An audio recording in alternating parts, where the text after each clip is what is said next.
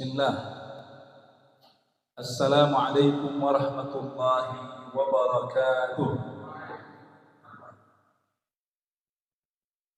Innal hamdalillah nahmaduhu wa nasta'inuhu wa nastaghfiruh wa na'udzu billahi min shururi anfusina wa min sayyiati a'malina. May yahdihillahu fala mudilla lahu wa may yudlil fala hadiya lahu. أشهد أن لا إله إلا الله وحده لا شريك له وأشهد أن نبينا وحبيبنا محمدا عبد الله ورسوله الذي لا نبي بعده. اللهم صل وسلم وبارك على هذا النبي الكريم وعلى آله وصحبه ومن اهتدى بهدي إلى يوم الدين. رب اشرح لي صدري ويسر لي أمري wahlul 'uqdatam min lisani yafqahu qawli wa ba'd. Ayahanda ibunda, adik-adik, anak-anak kami, hadirin segenap jamaah salat maghrib yang diikuti dengan pengajian maghrib hingga menjelang isya Rabu malam Kamis ketiga, Selasa malam Rabu ketiga, karena pengajian saya di masjid-masjid lain rutinnya Rabu malam Kamis. Besok Rabu malam Kamis di Masjid Al-Furqan Tanjung Sari. Ini Selasa malam Rabu ketiga setiap bulannya bersama saya dalam kajian akid. Kan salah dijelain akidah, ini hadis ya. Dalam kajian hadis Masjid Al-Muhajirin Jalan Beringin 7 Medan, yang semua kita insyaallah dimuliakan dan dirahmati Allah Subhanahu wa taala. Amin Allahumma amin. Beberapa waktu yang lalu saya ada mencoba melihat berita online ihwal masa tunggu haji di kabupaten kota seluruh Indonesia. Jadi masa tunggu itu berdasarkan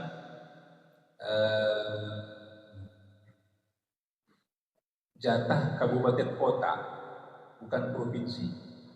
Oleh karenanya masa tunggu kota Medan bisa berbeda dengan Deli Serdang, bisa berbeda dengan Binjai, dengan Tebing Tinggi. Jadi bukan dalam skala provinsinya, tapi kabupaten kota. Ini berita yang saya baca, berita yang dipublish per Mei 2024. Tulisan itu menyebut masa tunggu haji yang paling lama di Indonesia itu ada di provinsi, saya lupa kabupaten kotanya, tapi jelas beberapa kabupaten di Sulawesi Selatan. Masa tunggunya hingga 47 tahun. Saya lihat untuk Pulau Sumatera itu ada 2 provinsi yang paling lama masa tunggunya, yakni Aceh dan Bengkulu. Sama masa tunggunya saya lihat 33 tahun. Itu kira-kira 4 bulan lalu, boleh jadi sudah bergerak ini.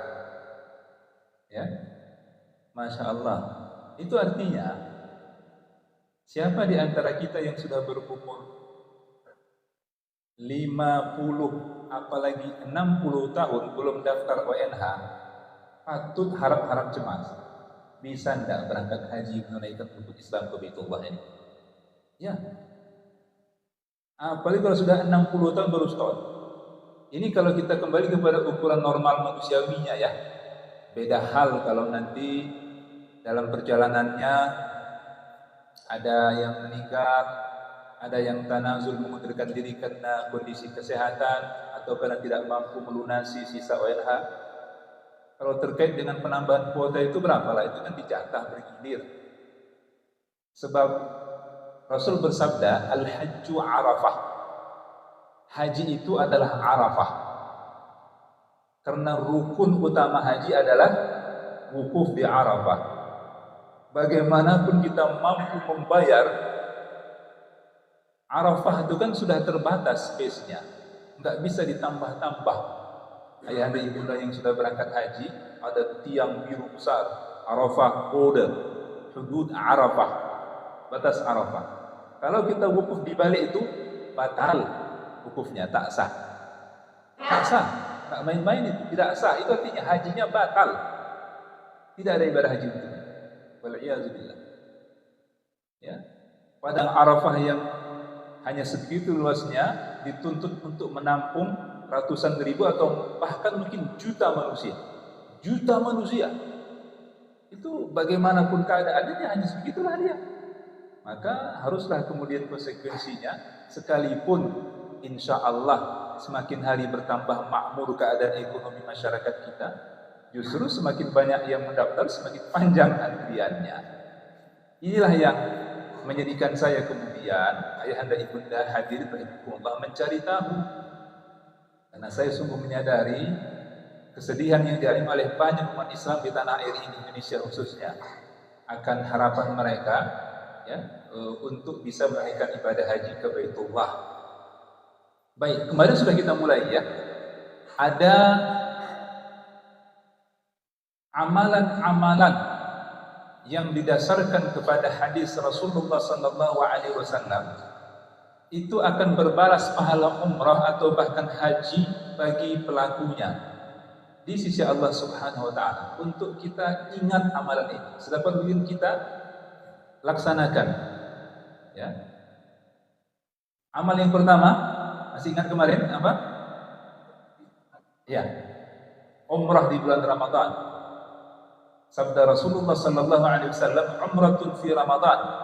Satu kali umrah di bulan Ramadan itu pahalanya sama dengan satu kali haji, kata Nabi, ma'i, bersamaku. Satu kali haji bersama Rasulullah Muhammad sallallahu alaihi wasallam. Ini hadis sahih Bukhari Muslim. Hadis sahih Bukhari Muslim. Nabi tidak membedakan apakah umrahnya di awal Ramadan atau di pertengahan Ramadan atau di akhir Ramadan. Yang penting satu kali umrah di bulan Ramadan, tegas Nabi, itu pahalanya sama dengan satu kali haji bersama Rasulullah Muhammad sallallahu alaihi wasallam. Amal yang kedua, masih ingat kemarin? Apa itu? Ini riwayat dari sahabat dari sahabat Abu Hurairah radhiyallahu anhu. Ketika datang sementara sahabat yang miskin mengadu kepada Rasulullah sallallahu alaihi wasallam bahwa orang-orang kaya sudah jauh meninggalkan mereka dengan melakukan banyak amal yang mereka tak mampu. Ya, amal yang dilakukan dengan harta yang Allah karuniakan kepada orang-orang kaya tersebut. Dengan harta itu mereka berumrah, mereka berhaji, mereka berjihad fisabilillah, mereka bersedekah. Empat ini, mereka bersedekah. Maka Rasul kemudian mengajarkan kepada para sahabat untuk kita ikuti, teladani. Apa kata Rasulullah? Maukah kalian jika aku ajarkan kepada kalian amalan yang apabila kalian amalkan amalan itu, niscaya kalian bisa mengejar ketertinggalan kalian dari amal orang-orang kaya itu. Dan tidak ada orang-orang sesudah kalian yang bisa meraih kebaikan sebagaimana yang kalian akan raih dengan mengamalkan amalan itu. Dan kalian akan menjadi sebaik-baik manusia ya, bersama orang-orang yang ada bersama kalian, kecuali siapa-siapa yang mengamalkan amalan serupa seperti itu, kata Nabi. Apa amalnya? Hendaklah bertasbih, bertahmid, bertakbir, jadi zikir subhanallah, alhamdulillah, Allahu akbar, masing-masingnya berjumlah, terima kasih, berjumlah berapa? 33 kali usai salat fardu, yang kemudian disempurnakan dengan ke-100-nya mengucapkan la ilaha illallah wahdahu la syarikalah lahul mulku wa lahul hamdu wa huwa ala kulli syai'in qadir. Tak pakai yuhyi wa yumiit ya. La ilaha illallah wahdahu la syarikalah lahul mulku wa lahul hamdu wa huwa ala kulli syai'in qadir. Maka berdasarkan hadis sahih Bukhari, apa balasannya? Niscaya amal itu bisa berbalas di sisi Allah sebagaimana amalan umrah atau haji atau berjihad fisabilillah atau bersedekah di jalan Allah. Hadis sahih Muslim menambahkan, dan dengan amal tersebut niscaya Allah akan ampuni dosa-dosa kita sekalipun sebanyak buih di lautan. Ya, baik. Amal yang kedua ya, sama adanya seperti yang pernah saya singgung sebelumnya. Sama adanya itu dilakukan secara terpisah membacanya. Subhanallah 33, ikuti Alhamdulillah 33, Allahu Akbar 33, atau dibaca sekali jalan. Subhanallah walhamdulillah wallahu akbar. Subhanallah walhamdulillah wallahu akbar. Subhanallah walhamdulillah wallahu akbar. Ini kalau baca sekali jalan riwayat Bukhari, dan ini yang saya amalkan. Ya. Baik. Sedangkan dibaca secara terpisah itu riwayat Muslim. Amal yang ketiga ingat? Berarti belum saya sampaikan ya, belum ada yang menjawab. Baik. Berikut hadisnya. Rasul bersabda, "Man shallal ghadata fi jama'atin." Barang siapa yang salat subuhnya berjamaah, thumma qa'ada yadhkurullah, kemudian dia duduk di tempat mana dia salat subuh berjamaah tadi dengan niat berzikir, beribadah, mengingat Allah, hatta tatlu'a asy-syamsu, hingga terbit matahari. Thumma shalla rak'atain, kemudian dia salat 2 rakaat sunnah. Kanat lahu mithlu ajri hajjatin wa umrah. Rangkaian kesemua ibadah tadi akan berbalas pahala untuknya sebagaimana pahala 1 kali haji, mithlu ajri hajjatin wa. Ingat ini mudah. Saya ulangi hadis itu, saya baca lagi. Yang tersebut dalam hadis itu wa. Apa arti wa itu? Dan kalau au apa artinya? Atau kalau au itu litakhir, pilihan, dapat pahala haji atau umrah. Ini tidak wa kata Nabi.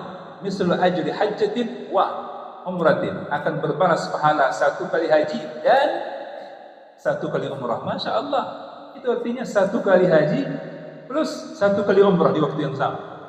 Bahkan Nabi mengatakan tamah, sempurna insya Allah. Ya, sebentar akan saya jelaskan. Hadis ini memang saya akui masih menjadi perbedaan di kalangan ulama sampai sekarang. Ada sebagian mengatakan hadis ini sahih, meski sebagian kecil, tapi kebanyakan ulama ya menilainya hasan atau dhaif. Hasan, jadi kalau hasan itu baik, masih bisa kita jadikan sebagai dalil. Termasuklah banyak ulama terkemuka, semisal Syekh Al-Albani rahimahullah, ulama hadis asal Jordaniyah. Beliau mengatakan hadis ini hasan, baik. Ya, demikian juga Syekh Abdul Aziz bin Baz, mantan mufti Saudi Arabia pada masanya dulu, mengatakan hadis ini hasan, hadis yang baik. Dan amal yang dimaksud dalam hadis itu hasan, baik untuk kita amalkan, dan insya Allah akan berbuah kebaikan sebagaimana disebut dalam hadis tersebut. Saya pribadi mengamalkan ini, terutama di waktu-waktu weekend, akhir pekan, Sabtu Minggu, karena biasanya sambil pengajian subuh, itu sekalian diniatkan untuk mendapatkan kebaikan ini. Syaratnya 5. Syaratnya berapa? 5. Yang pertama tadi kata Nabi, man shallal ghadata fi jama'atin. 1, salat subuhnya berjamaah. Apakah harus di masjid, Ustaz? Tidak. Saya lihat hadis ini, Nabi nggak ada menyebut harus di masjid. Yang penting subuhnya berjamaah. Oleh karenanya ibunda, lebih-lebih yang sudah pensiun, bisa mengambil kebaikan ini. Subuhnya berjamaah bersama anak di rumah, anak-anak perempuan misalnya, buat jamaah. Habis itu saat yang keduanya apa? Summa qa'ada yadhkurullah. Kemudian dia duduk di tempat mana dia sholat tadi dengan niat duduk. Tidak beranjak dari situ. Niatnya apa? Berzikir, mengingat Allah atau beribadah kepada Allah. Ya, bukan harus semata-mata berzikir, tapi membaca Al-Quran, membaca kitab. Yang penting mengingatkan kita kepada Allah. Termasuk ikut pengajian subuh, Sabtu, pengajian subuh, Minggu, masuklah di situ. Ya. Syarat yang keempat, terus itu dilakukan sampai terbit matahari. Sampai terbit matahari. Ya. Tapi makna sampai terbit matahari itu bukan pas ketika matahari sedang terbit-terbitnya di ufuk timur dia sholat, dah. Karena dalam satu hadis Nabi melarang kita untuk salat dan menguburkan jenazah kita di 3 waktu. 3 waktu. Kapan itu? Ketika matahari sedang terbit hingga naik qaida ramhin, kira-kira setinggi tombak. Itu kira-kira 10, paling cepat 10 sampai 15 menit dari waktu sunrise, waktu terbitnya matahari. Ya, yang kedua, ketika matahari pas berada di atas satu benda, di atas kepala kita tengah hari, ya, sampai kira-kira 20 menit menjorok dia ke arah barat, baru masuk waktu zuhur. Baru kemudian yang ketiga, ketika matahari sedang merah-merahnya sebelum terbenam. Ini semua waktu yang sungguh singkat, paling-paling sekitar 20 menit, yang rasanya hampir mustahil kita menguburkan orang-orang yang kita cintai dalam tempo waktu yang singkat tadi. Ini dia. Jadi makna terus dia berzikir, beribadah kepada Allah sampai terbit matahari, itu artinya jangan pas ketika terbit matahari sunrise dia sholat langsung, dah. Tapi lewatkan kira-kira 10, paling cepat 10. Ya, idealnya untuk lebih aman 15 menit. Itulah masuk waktu duha. Itulah awal waktu duha. Jadi sekarang kita sudah punya sistem. Di masjid ini saya kira ada di masjid, ya. Ada waktu. Kalau tak dibuat situ sunrise, waktu terbit matahari tak payahlah. Karena sunrise itu sama waktunya dengan maghrib. Kan 24 jam. Jadi kalau maghrib kita hari ini berapa? 6.28 ya. Misalnya ya, maghrib kita 6.28, itu maknanya sunrise terbit matahari besok jam 6.28. Makanya di sebagian sistem itu nggak dibuatnya sunrise. Karena kan siklusnya 24 jam. 24 jam. Jadi dari terbit matahari tunggu kira-kira 15 menit. Barulah kemudian salat sunnah 2 rakaat. Ini syarat yang kelima. Salat sunnah 2 rakaat. Niatnya apa? Sunnah mutawakkah? Isyraqkah? Duhakah? Sebagian ada yang berpendapat salat sunnah isyraq. Betul. Sebagian ulama juga ada menyebut hal demikian.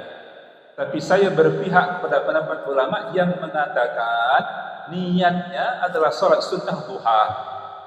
Niatnya adalah salat sunnah duha. Sebab itu waktu duha. Itu awal waktu duha.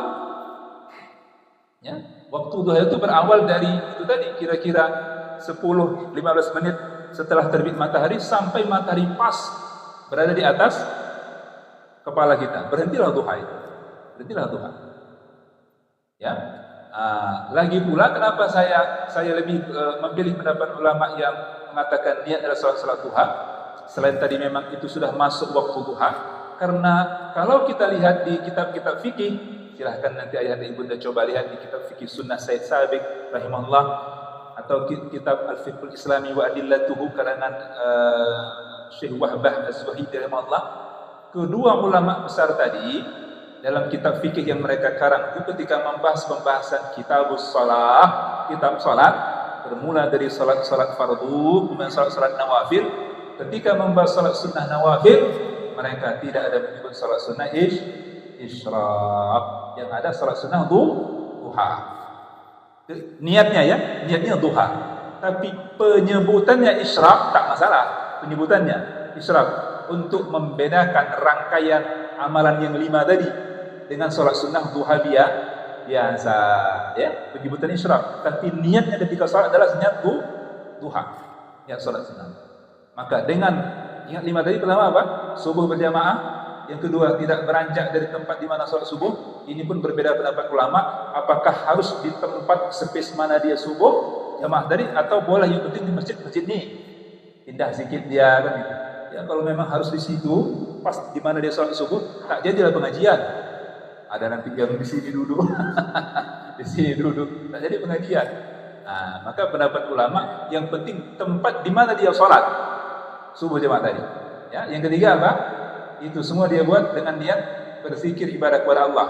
Yang keempat, sampai terbit matahari hingga naik kira-kira 15 menit. Baru kemudian segera sesudah itu dia tunaikan segera. Jangan ditunda.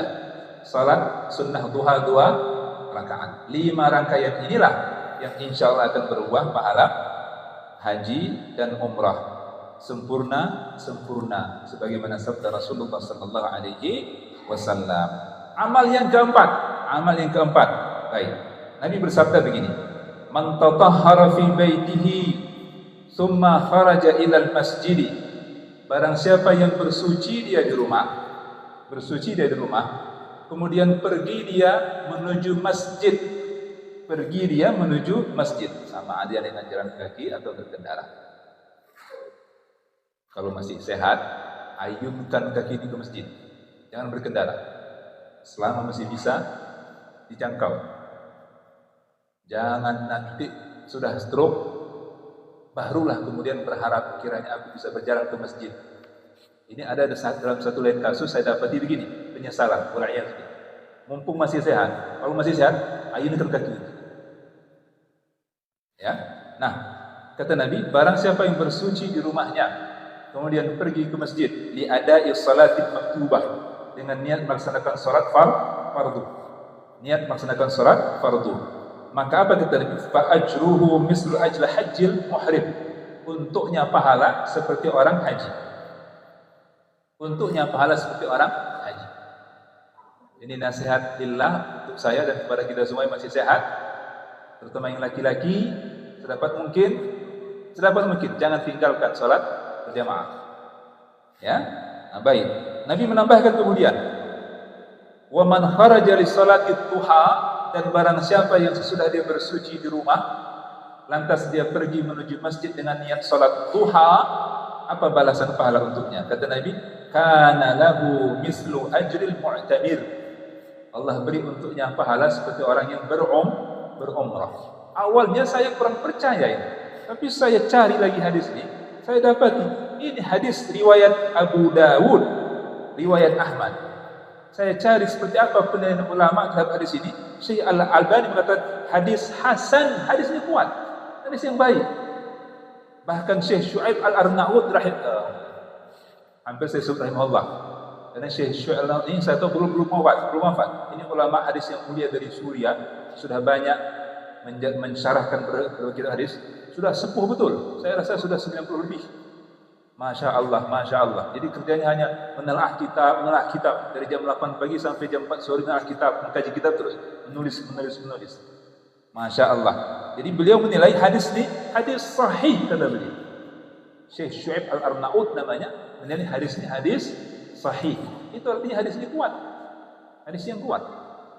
Maka ambillah kebaikan ini. Jadi amal yang keempat tadi apa? Bersuci di rumah, kemudian pergi ke masjid untuk melaksanakan fardu berjamaah. Itu akan berbalas insyaallah pahala haji. Sedangkan kalau dia pergi ke masjidnya untuk niat salat duha, insyaallah akan berbalas pahala umrah. Hadis yang kuat. Baik, itu amal yang keempat. Nah, terakhir ini perkara yang kelima. Waktu kita singkat. Ini kalau pengajian maghrib isya. Cemas. Terakhir yang kelima. Yang kelima ini sebenarnya lebih kepada bukan amal fisik ya. Akan saya bacakan riwayatnya. Singkatnya begini, ayahanda ibunda hadirin rahimakumullah. Rasul pernah bersabda, "Innamad dunya li arba'ati nafar." Sesungguhnya dunia ini hanya diisi oleh 4 kelompok orang. 4 kelompok orang. Siapa itu? Yang pertama kata Rasulullah, abdin razaqallahu malan wa ilman. Hamba yang diberi Allah dia mal, apa itu mal? Harta. Wa ilman, ilmu. Itu yang pertama. Diberi Allah dia harta, juga Allah bagi dia ilmu. Maka dengan ilmunya akan kebaikan tadi, dia gunakan harta itu dalam rangka ketaatan dan ketakwaan kepada Allah. Kata Nabi, "Fahadza bi afdalil manazil." Ini sebaik-baik hamba Allah. Yang pertama ini. Yang kedua, saya ringkas saja. Yang kedua kata Nabi, yang hamba diberi Allah dia ilmu tapi tak punya harta. Dia ada ilmu, belajar sungguh-sungguh, mengkaji, tapi Allah tak bagi dia harta. InsyaAllah Allah berkehendak bagi siapa yang Allah suka, tak bagi siapa yang Allah tak bagi. Ya, jadi maka dengan ilmunya tadi, dengan ilmunya sekalipun dia tak punya harta, dia punya niat yang tulus. tekad, ya, tekad. Sekiranya Allah beri aku harta, kemampuan, kesempatan, aku akan berbuat kebaikan serupa seperti yang dibuat orang pertama tadi. Bisa dimengerti? Bisa dimengerti? Paham tuh? Paham, nah gitu dong jawabnya. Bisa dimengerti? Belum berarti ya? Ya, sudah. Ini orang kedua tadi apa? Diberi Allah dia ilmu akan kebaikan, tapi tidak Allah beri dia harta. Maka dengan ilmunya akan kebaikan tadi, dia punya niat yang tulus, tekad. Sekiranya Allah, ini niatnya, sekiranya Allah beri aku harta dan kemampuan, niscaya aku akan berbuat kebaikan serupa seperti yang dibuat orang pertama tadi yang pertama. Ngerti ya? Maka kata Rasulullah, ya, untuk keduanya Allah beri pahala yang sama. Subhanallah. Jadi kalau ada di antara kita, sekiranya ada di antara kita umat Islam ini yang sampai hari ini kita ukur-ukur dengan usiaku sekian, penghasilan bulanku sekian, ya, kebutuhan per bulannya sekian. Aduh, rasanya payah untuk bisa haji ini. Itu hitungan duniawinya lah, manusiawi misalnya. Tapi niat tekad, sekiranya Allah beri aku harta, niscaya aku akan berangkat haji, aku akan umrah. Maka insya Allah dengan niat yang tulus, yang sungguh-sungguh tadi, Allah catatkan pahala serupa untuknya sebagaimana orang yang benar-benar telah berumrah atau berhaji. Yang ketiga, orang yang ketiga kata Rasulullah, seorang yang Allah beri dia harta tapi tak punya ilmu. Hartanya banyak tapi tak punya ilmu akan agama, akan kebaikan. Maka harta tadi digunakannya untuk berbuat maksiat kepada Allah. Untuk berbuat maksiat kepada Allah. Ini orang yang ketiga ini. Nah, perhatikan ya. Orang yang keempat, Allah tidak beri dia harta, tidak juga ilmu. Sudah miskin, bodoh.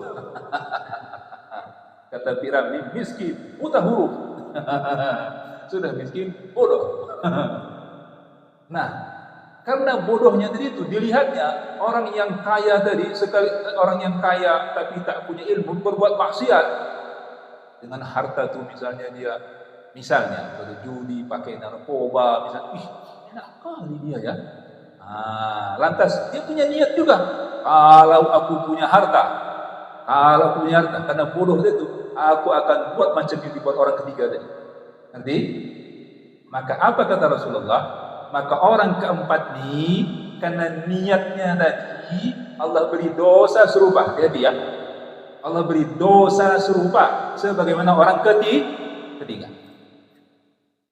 Nanti ihwal niatnya kita bahas dalam pengajian berikut. Hati-hati ya. Jadi bukan semua yang terbersit dalam hati kita itu tak ada konsekuensi catatan baik buruk. Nanti kita bahas. Memang ada hadis sahih riwayat Bukhari. Nabi pernah bersabda begini, "Innallaha tajawaza an ummati ma haddatsat bihi anfusuha ma lam ta'mal aw tatakallam." Ini hadis sahih Bukhari. Kata Nabi, sesungguhnya Allah Subhanahu wa taala memaafkan dari umatku apa-apa yang dibisikkan oleh hatinya dari keburukan dan maksiat selama tidak dibuatnya atau diucapkannya. Ini ada hadisnya. Ini sahih Bukhari itu. Allah memaafkan dari umatku apa-apa yang dibisikkan dari kejahatan oleh hatinya selama tidak dibuatnya dan tidak diucapkannya. Tapi dalam hadis ini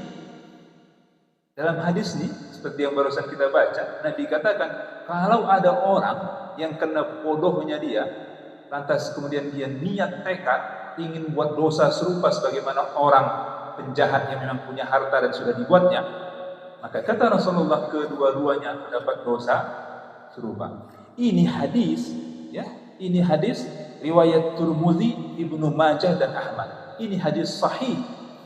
Syekh Albani, ini hadis sahih, Jadi ada 4 orang tadi ya. Baik, saya tes kalau betul-betul tadi menyimak. Mana lebih buruk, orang ketiga atau keempat?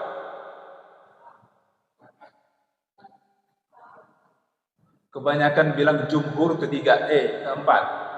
Ada sebagian ulama bilang ketiga. Berbeda pendapat ulama al-muhajirin. Jumhur mayoritas bilang orang keempat yang paling buruk. Sebagian kecil bilang orang ketiga. Saya sengaja tak sebut tadi, padahal hadis ada menyebut. Kenapa? Padahal kata Nabi, orang yang ketiga itu bi akhbasil manazil, itu yang paling buruk keadaan. Orang ketiga. Sebab apa? Kok bukan orang keempat? Yang ketiga itu kan dibagi harta tak punya ilmu. Yang keempat tak punya ilmu, tak punya harta. Kenapa kok yang ketiga lebih buruk? Sebab orang ketiga sudah dibuatnya maksiat itu. Dengan harta itu dan bodohnya dia dibuatnya maksiat. Sementara orang keempat belum sempat dibuatnya, tapi dia menanggung dosa serupa. Wala'iyah, hati-hati. Nanti kita bahas ya, dengan dibisikkan hati. Sampai batas mana kerja hati ini, mana-mana yang tak ada konsekuensi catatan dosa pahala, dan sampai batas mana pula yang ada catatan. Ini namanya hati. Hati itu kadang-kadang tanpa kita ingin berbisik dia. Lagi arisan kita kan, di bahasanya sholat zuhur berjamaah, Allahu Akbar sambil sholat jamaah ni. Besar kali rumah awak ni. Awak tahunya kerja dia, tak mungkin dia pun bisa bangun rumah macam ni. Pasti dah korupsi dia. Kan? Itu bisikan hati. Seringkali bisikan hati itu akan maksiat, keburukan, dosa itu datang tanpa kita kehendaki. Lagi sholat kita jamaah, pas di samping kita orang yang kita kenal.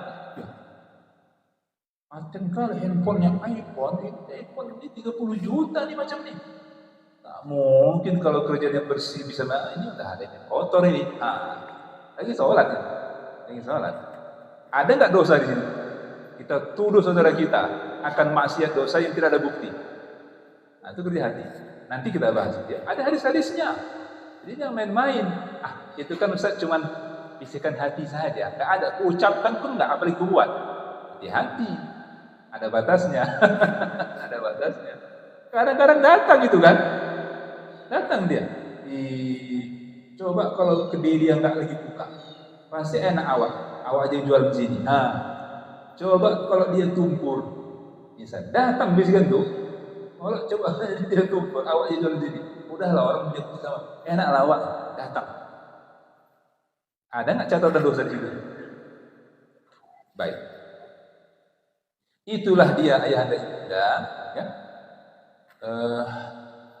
5 hal yang insya Allah akan berbuah pahala umrah atau haji atau bahkan haji bagi pelakunya di sisi Allah Subhanahu wa Ta'ala. Ya, baik. Berapa menit lagi? 10 menit lagi. Ya, kalau begitu saya persilahkan kalau mungkin ada yang mau bertanya. Silakan.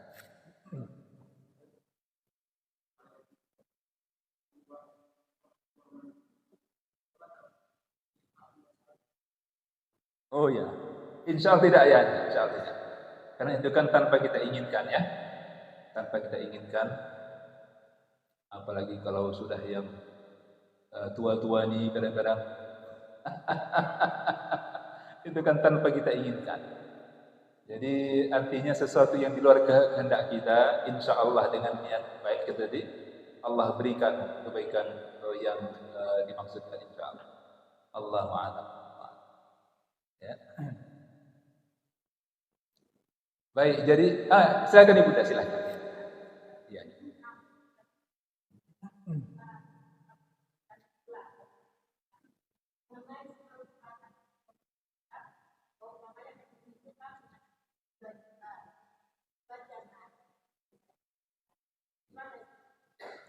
Baik, pertanyaan tentang arisan umrah atau haji. Bahasa orang Medannya jula-jula. Saya pun tak tahu betul ada di KBBI itu besar. Jula-jula. Ini memang kreatif Ibunda ini. Memang ibu-ibu yang buat gini Pak. Kita nggak ada itu buat. Ibu-ibu. Arisan ibu-ibu. Arisan silaturahim sekaligus jula-jula umrah atau haji. Baik. Ibunda, prinsipnya haji itu wajib hanya bagi yang mampu. Sama ada dalam Al-Quran, a'udzubillahi minasyaitonir rajim. Walillahi 'alan nasi hajjul baiti man istata'a ilaihi sabila. Allah berfirman, Allah wajibkan atas sekalian manusia untuk berhaji ke Baitullah bagi siapa? Siapa yang mampu melakukan perjalanan menujunya. Dalam hadis Nabi, ini hadis sahih Muslim, ya. Ketika Jibril, ini sudah kita bahas kemarin ya di awal-awal pengajian. Jibril datang dalam berupa laki-laki bertanya kepada Nabi di hadapan sementara sahabat tentang Islam, iman dan ihsan. Ya, Nabi jawab Islam itu dengan rukun Islam yang 5. Rukun kelimanya apa? Haji. Kata Nabi, wa anta hujjal baita in istata'ta ilaihi sabila. Dan hendaklah engkau berhaji jika engkau mampu. Perhatikan ini. Dari 5 rukun Islam itu hanya haji yang Allah dan Rasulnya berikan catatan jika mampu. Sedangkan yang 4 tak ada catatan mampu atau tidak. Itu artinya lazimnya setiap kita insya Allah mampu melaksanakan rukun Islam yang 4 lain. Syahadat, sholat, puasa, zakat. Paling tidak pernah kita buat. Zakat, maaf ya zakat. Setidaknya zakat fitrah. Semiskin-miskinnya orang di kampung di Lakat Darullah misalnya. Dia semiskin orang di kampung ini. Kalau sejak 1 atau 2 hari sebelum Idul Fitri orang sudah ramai mengeluarkan zakat ke rumahnya, numpuk nggak beras di rumahnya? Numpuk nggak uang yang didapatnya? Numpuk. Oleh karenanya jatuh nggak kewajiban zakat fitrah atasnya?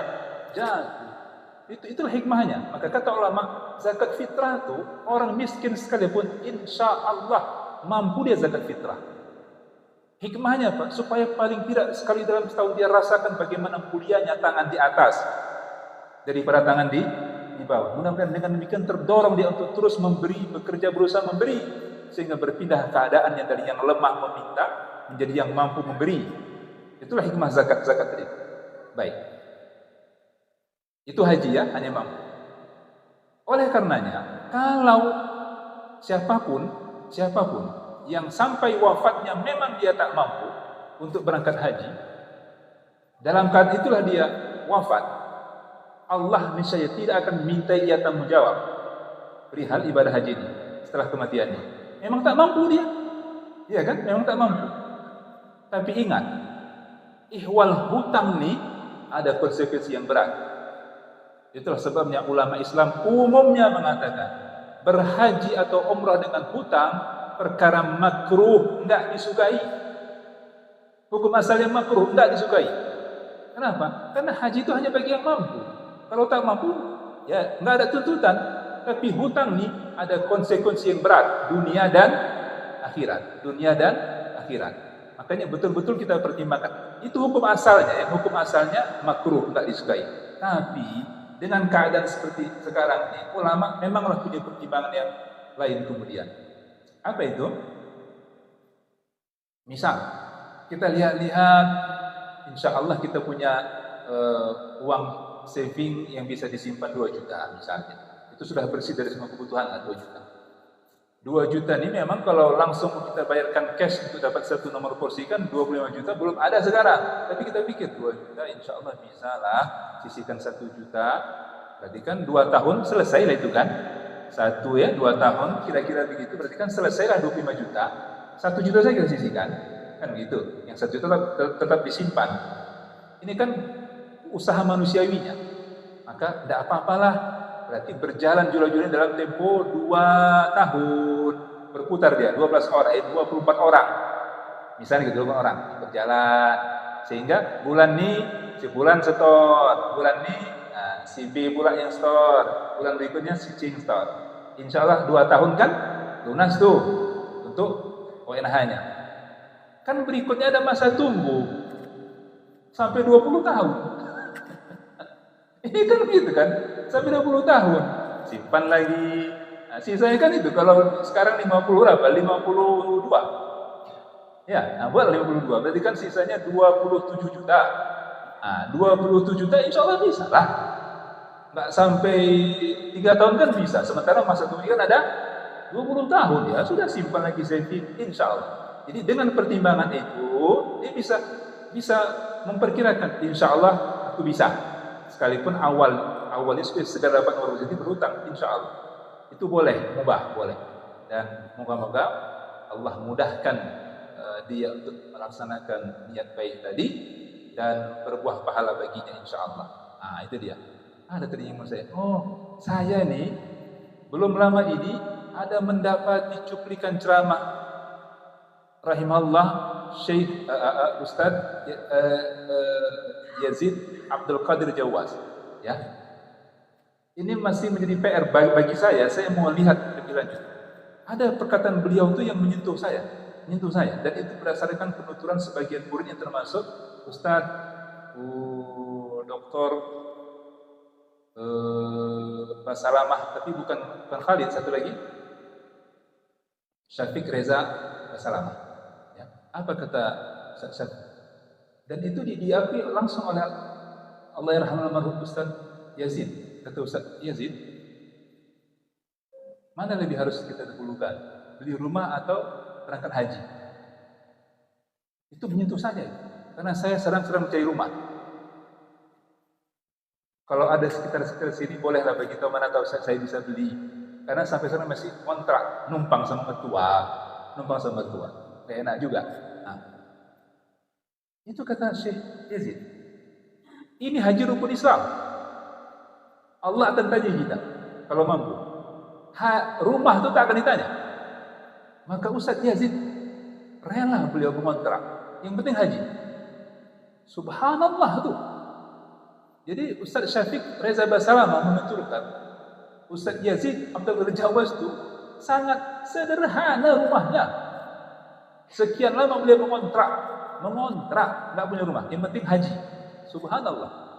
Jadi ini menjadi PR buat saya. Saya berpikir sampai batas mana kita harus memprioritaskan antara kedua. Mana yang harus kita prioritaskan? Haji atau rumah? Saya mau lihat fatwa ulama. Itu pendapat pribadi beliau, sah-sah saja.